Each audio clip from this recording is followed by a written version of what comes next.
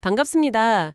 기술이 발전하면서 우리가 세상을 직접 느끼고 배우는 방식이 근본적으로 변하고 있다는 생각 혹시 해보셨나요? 아, 네. 안녕하세요. 정말 생각해 볼 만한 지점인 것 같아요. 오늘은 바로 이 질문을 좀 깊게 파고들어 볼까 합니다. 크리스틴 로젠의 경험의 멸종을 중심으로요. 기술이 우리 일상 경험부터 뭐랄까 감각, 사회적 관계, 심지어 시간 개념까지 어떻게 바꾸고 있는지 그 의미는 뭔지 한번 같이 이야기 나눠보죠. 자, 그럼 본격적으로 시작해 볼까요? 네, 좋습니다. 혹시 그 유사 사건이라는 말 들어보셨어요?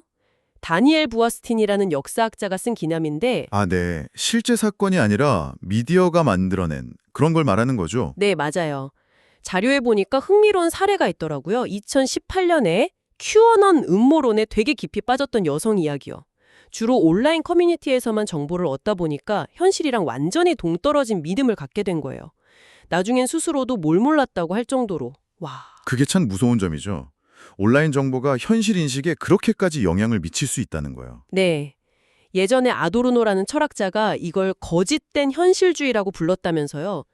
TV 속 세상이 오히려 더 진짜처럼 느껴지는 거. 맞습니다.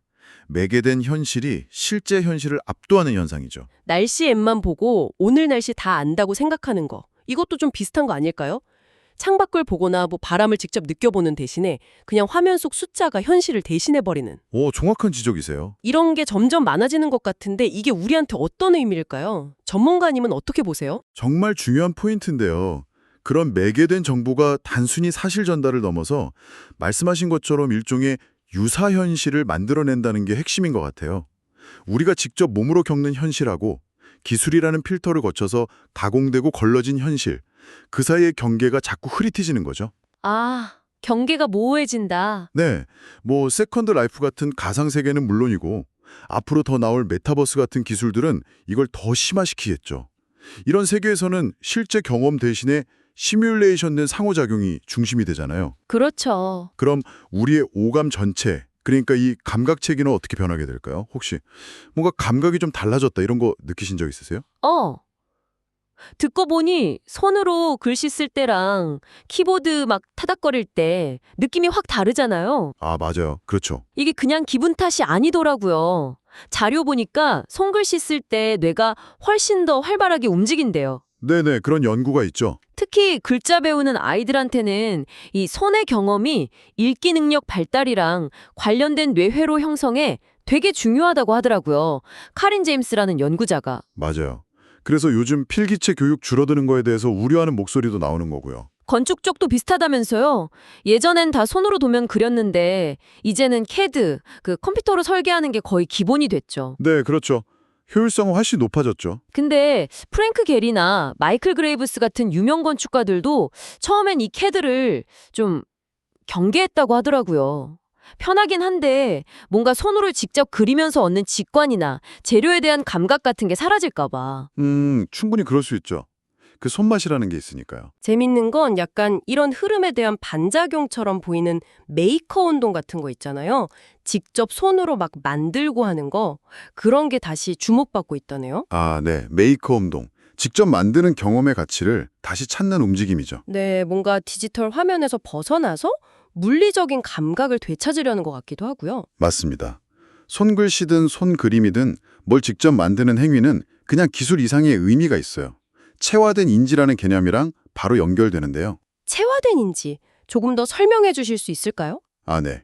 쉽게 말하면 우리 몸짓이나 감각, 신체 활동 자체가 우리가 생각하고 배우는 방식에 직접 영향을 미친다는 거예요. 몸으로 생각하는 거죠, 일종의. 아하, 몸으로 생각한다. 네. 타이핑이나 CAD가 물론 효율적이긴 하죠. 근데 손을 통해서 직접 표현하고 탐구하는 과정에서 얻는 그 깊이 있는 이해나 풍부한 감각적 경험은 완전히 대체하기는 좀 어렵다고 봐요. 리처드 세넷 같은 학자는 바로 이 손을 쓰는 신체 기술의 중요성을 강조하면서 이게 개인 능력을 넘어서 사회 전체의 창의성이나 문제 해결 능력에도 영향을 준다고 주장하거든요. 와, 그렇게까지 연결되는군요. 생각해보면 저도 아직 손으로 메모하는 습관이 남아있는데 그게 좀 도움이 되는 것 같기도 해요. 그렇죠. 그런 사소한 습관들이 중요할 수 있습니다. 혹시 일상에서 여전히 손으로 하는 일 중에 이건 정말 중요하다 이런 거 있으신가요? 글쎄요. 요리할 때. 재료 만지고 썰고 하는 감각 같은 거. 아, 그것도 정말 좋은 예시네요. 생각해보면 사람들과의 관계도 진짜 많이 변했죠. 직접 얼굴 보고 얘기하는 것보다 온라인으로 소통하는 게 훨씬 많아졌잖아요. 네, 정말 그렇죠. 편리하긴 한데 그 폴 에크먼 박사 연구 있잖아요. 얼굴 표정, 특히 그 미세 표정, 아주 짧게 스쳐 지나가는 거? 그게 감정 소통에 엄청 중요하다고 밝혀냈죠. FACC인가 하는 시스템도 개발하고. 네, 맞아요. 미세표정 연구의 대가시죠. 기쁨, 슬픔뿐만 아니라 되게 미묘한 감정까지 얼굴에 다 드러난다는 거잖아요. 근데 화면 너머로는 그런 섬세한 신호들을 놓치기 쉽죠. 그렇죠. 비언어적인 정보가 많이 소실되니까요. 어떤 연구 결과가 되게 인상 깊었는데 이메일이나 전화보다 직접 얼굴 보고 부탁했을 때 들어줄 확률이 무려 34배나 높았대요. 와, 34배요? 엄청 많네요. 네, 근데도 우리는 뭔가 불편함을 피하고 싶어서 그런지 자꾸 이메일이나 메시지로 소통하려고 하잖아요. 저부터도 좀 그런 것 같고. 그게 참 아이러니하죠. 효율이나 편리함을 추구하는데 정작 주류한 소통은 잘 안 될 수도 있다는 거니까요. 거기다 뭐 ATM이나 키오스크처럼 사람 대신 기계랑 상호작용하는 건 이제 너무 당연해졌고. 그렇죠. 심지어 심리상담 챗봇이나 돌봄 로봇까지 나왔잖아요. 오봇이나 몫이, 그레이스 같은 비대면 상호작용은 점점 더 늘어날 거예요. 맞아요. 이런 변화들이 우리 공감 능력이나 사회적 유대감에는 어떤 영향을 줄까요? 그게 정말 큰 걱정거리 중 하나입니다. 셰리 터클 교수가 지적했듯이 우리가 소셜미디어로 늘 연결된 것처럼 보이지만 역설적으로는 더 깊은 고립감을 느낄 수 있다는 거죠. 그 함께 있지나 외로운 언론 투게더 개념 말씀이시군요. 네, 바로 그거예요. 실제로 미시간 대학의 사라 콜라스 연구팀이 수십 년간 미국 대학생들 공감 능력을 추적해 봤더니 시간이 갈수록 감정 이입 능력이 눈에 띄게 감소했다는 결과가 나왔어요. 헐, 진짜요? 감소했다고요? 네. 팬데믹을 거치면서 이런 경향은 어쩌면 더 심해졌을 수도 있고요. 그럴 수 있겠네요. 사회학자 어빙 고프먼이 말한 시민적 무관심이라고 공공장소에서 모르는 사람들끼리 서로 의식은 하지만 직접적인 상호작용은 피하는 태도 있잖아요. 네네, 알죠. 어쩌면 그런 게 온라인 공간으로 확장돼서 우리가 서로에게 점점 더 무감각해지는 건 아닌가. 그런 생각도 들어요. 하긴 온라인에서는 얼굴 안 보이니까 더 쉽게 무시하거나 상처 주는 말도 하게 되잖아요. 그렇죠. 최근에 미국 공중보건 서비스에서도 외로움과 고립이라는 유행병을 경고할 정도니까요. 이게 개인적인 문제를 넘어서 사회적인 문제로 인식되고 있는 거죠. 주변 사람들하고의 관계에서 혹시 좀 달라졌다고 느끼는 점 있으세요? 아무래도 예전보다 직접 만나는 횟수는 줄어든 것 같아요. 다들 바쁘기도 하고 온라인으로 연락하는 게 편하니까. 근데 가끔은 좀 아쉽죠. 저도 그래요. 혹시 놀이공원에서 패스트패스 같은 거 써보셨어요? 아, 네. 써봤죠. 줄 안 서고 바로 타니까 편하긴 하더라고요. 그죠. 되게 편리한데 한편으로는 우리가 기다림 자체를 점점 더 못 견디게 되는 건 아닌가. 그런 생각도 들어요. 일리가 있네요. 기다리는 시간이 당연하지 않게 된 걸까요? 네, 음식 배달앱처럼 즉각적인 만족을 주는 서비스가 막 늘면서 우리 인내심은 점점 짧아지는 것 같아요. 어떤 연구 보니까 웹사이트 로딩 시간이 눈 깜빡이는 시간 한 0.4초, 그거보다 조금만 길어져도 사람들이 그냥 나가버린대요. 와, 0.4초요? 정말 짧네요. 못 기다리는 거죠, 아예. 예전에는 버스 기다리거나 병원 진료 기다리는 것처럼 그냥 멍하니 지루함을 느낄 시간이 일상에 꽤 있었잖아요. 맞아요. 뭐라도 하면서 기다려야 할 것 같고. 근데 이제는 스마트폰만 있으면 언제든 자극을 찾을 수 있으니까 지루할 틈이 없죠? 그렇죠. 근데 피터 투희 같은 기자는 지루함이 오히려 창의성이나 자기 성찰에 중요할 수도 있다고 하더라고요. 뇌가 잠시 쉬면서 내면을 들여다볼 기회를 준다고. 그럴 수 있겠네요. 끊임없는 자극보다는 약간의 쉼표가 필요하다는 거죠. 네. 그리고 칙센트미하이 교수가 말한 몰입 있잖아요.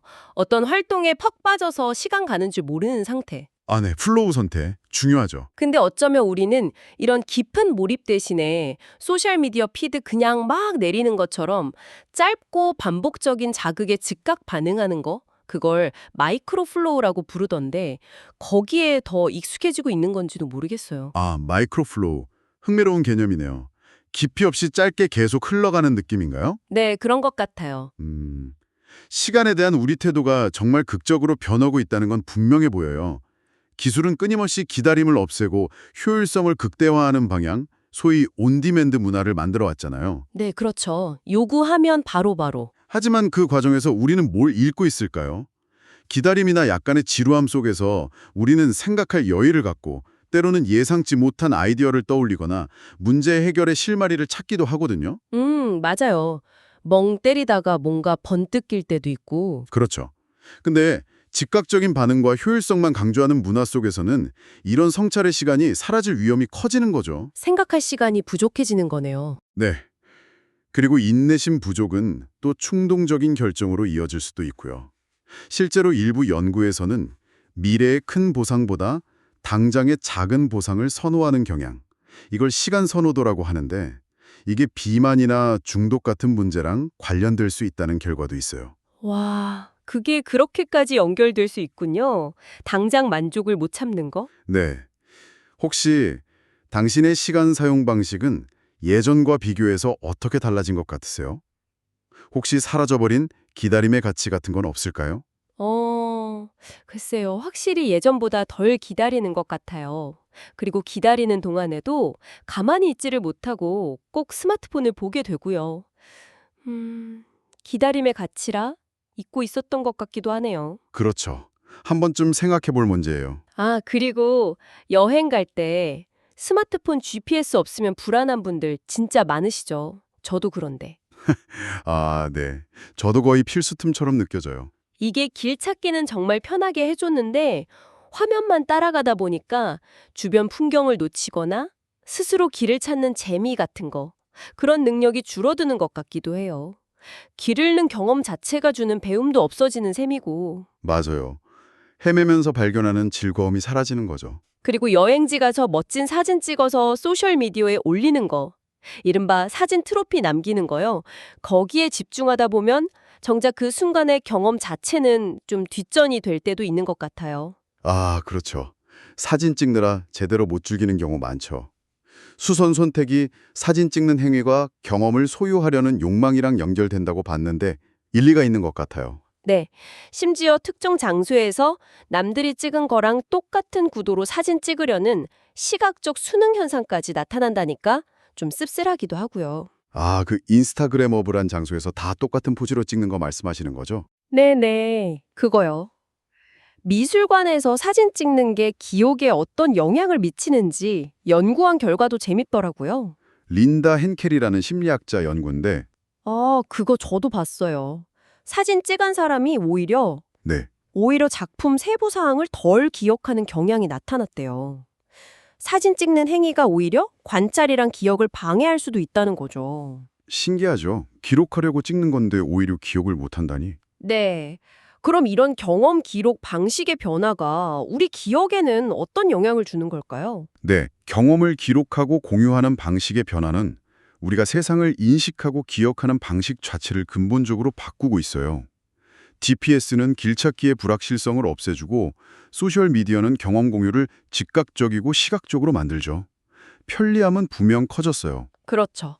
하지만 직접 길을 헤매면서 예상치 못한 걸 발견하는 기쁨, 약간의 불편함 속에서 얻는 깨달음, 현장에서 오감으로 느꼈던 생생한 분위기 같은 것들은 디지털 기록만으로는 온전히 담아내기 어렵죠. 그 순간의 느낌 같은 거요. 네, 오히려 그런 직접적이고 때로는 좀 매끄럽지 않은 경험들이 우리에게 더 깊은 기억과 이해, 또 성장의 기회를 주기도 하거든요. 하버드 대학의 제니퍼 로버츠 교수가 미술관에서 작품 하나를 오랫동안 기다리면서 관찰하는 경험, 즉 인내의 힘을 강조하는 것도 비슷한 맥락이에요. 아, 기다리면서 관찰한다. 네, 정보를 빨리 습득하는 걸 넘어서 시간을 들여서 대상을 깊이 이해하고 내면화하는 과정의 중요성을 말하는 거죠. 듣고 보니 정말 그러네요. 혹시 당신에게 가장 기억에 남는 여행은 어떤 모습이세요? 멋진 사진 속 풍경인가요? 아니면 마음속에 새겨진 그 순간의 감각과 느낌인가요? 둘 다 중요하겠지만 돌이켜보면 사진에는 없는 그 순간의 공기, 냄새, 감정 같은 게 더 오래 남은 것 같아요. 사진은 그냥 그 기억을 떠올리게 하는 방아쇠 역할 정도. 아, 저도 공감돼요. 자, 그리고 요즘은 물건뿐 아니라 경험 자체를 사고 파는 시대라고 하잖아요. 네, 경험 경제 시대죠. 파인과 길모어가 말한. 에어비앤비에서 현지인이 제공하는 뭐 독특한 체험 상품을 사거나 아니면 소울사이클 같은 운동시설에서 막 강렬한 경험까지 함께 구매하는 거. 이런 게 대표적인 예시죠. 네, 그렇죠. 단순히 서비스나 상품을 사는 게 아니라 기억에 남을 만한 경험을 사는 거죠. 더 나아가서는 우리 행동 데이터 자체가 상품이 되기도 하고요. 로포닝이라는 사회학자가 이걸 데이터 정체성이라고 불렀다는데 아, 데이터 정체성. 흥미로운 개념이네요. 우리가 온라인에서 뭘 검색하고 클릭하는지, 어떤 친구랑 교류하는지 이런 것뿐만 아니라 오우라링 같은 웨어러블 기기 있잖아요. 그걸로 수집된 수면 패턴이나 활동량 같은 생체 정보까지 전부 데이터가 돼서 기업에게 팔리거나 활용되는 거죠. 네, 소시오메트릭 배지처럼 직접 내 상호작용을 추적하는 기술도 있고요. 심지어 오우라링 사용자들은 서클 기능으로 자기 데이터를 친구나 가족이랑 공유하기도 한다니 데이터 공유가 그냥 일상이 된 셈이에요. 네, 프라이버시 문제도 있겠지만 또 다른 측면에서는 건강관리나 관계 형성에 도움이 될 수도 있겠죠. 이런 경험의 상품화, 데이터화는 앞으로 어떻게 될까요? 경험이 이렇게 상품화되고 데이터화되면서 우리는 점점 더 편리하고 개인에게 딱 맞는 아주 매끄러운 경험을 제공받게 될 거예요. 기업들은 데이터를 분석해서 우리가 뭘 원할지 미리 예측하고 맞춤형 서비스를 제안하겠죠. 네. 나만을 위한 경험? 하지만 이 과정에서 경험의 본질적인 가치들, 예를 들면 예측 불가능성에서 오는 설렘이라든지 아니면 타인과의 진정한 교감을 통한 유대감, 혹은 약간의 불편함 속에서 얻게 되는 깊은 성찰 같은 것들, 이런 것들이 점점 희미해질 위험은 없을까요? 아, 편리함 뒤에 가려지는 것들. 네, 기술이 제공하는 마찰 없이 편리한 경험과 때로는 거칠고 예측 불가능하지만 우리 삶을 풍요롭게 만드는 직접적인 경험 사이에서 우리는 어떤 균형점을 찾아야 할까요? 이것이 오늘 우리가 함께 던져봐야 할 질문인 것 같습니다. 와, 정말 생각할 거리가 많네요. 오늘 우리는 경험의 멸종 속 이야기들을 통해서 기술이 우리의 경험 방식을 얼마나 다각적으로 바꾸고 있는지 살펴봤습니다. 가상과 현실의 경계가 흐려지고 우리의 신체 감각은 무뎌지고 사회적 상호작용 방식이 변화하고 기다림과 지루함은 사라지고 심지어 경험마저 상품처럼 소비되는 시대. 네, 정말 광범위한 변화죠. 분명한 것은 기술이 우리 삶에 엄청난 편리함과 새로운 가능성을 열어주었다는 사실이에요. 하지만 동시에 우리가 직접 몸으로 부딪히고 오감으로 느끼면서 세상을 배우고 타인과 관계 맺는 방식에 거대한 변화를 가져오고 있다는 점 또한 외면할 수 없을 것 같습니다. 맞습니다. 편리함의 대가로 우리가 무엇을 잃어가고 있는지 성찰해 볼 필요가 있겠죠. 자, 이제 탐구를 마무리하면서 청취자 여러분께 마지막 질문 하나를 드리고 싶습니다. 네, 어떤 질문이신가요? 이건 전문가님께서 해주시면 더 좋을 것 같습니다. 아, 그럴까요? 좋습니다. 자, 그럼 당신에게 질문 하나를 던지고 싶습니다. 만약 이번 주 단 하루라도 괜찮으니 편리함과 효율성을 조금 내려놓는다면 당신이 기술의 도움 없이 온전히 직접 경험해보고 싶은 것은 무엇인가요? 아주 작고 사소한 것일 수도 있습니다. 그 경험이 당신에게 어떤 새로운 감각이나 의미를 선사할지 한번 상상해 보시면 어떨까요? 와, 좋은 질문이네요. 저도 한번 생각해 봐야겠습니다. 오늘 저희와 함께 깊이 있는 탐구에 동참해 주셔서 정말 감사합니다. 네, 저도 즐거운 시간이었습니다. 감사합니다. 다음 시간에 또 흥미로운 주제로 찾아뵙겠습니다.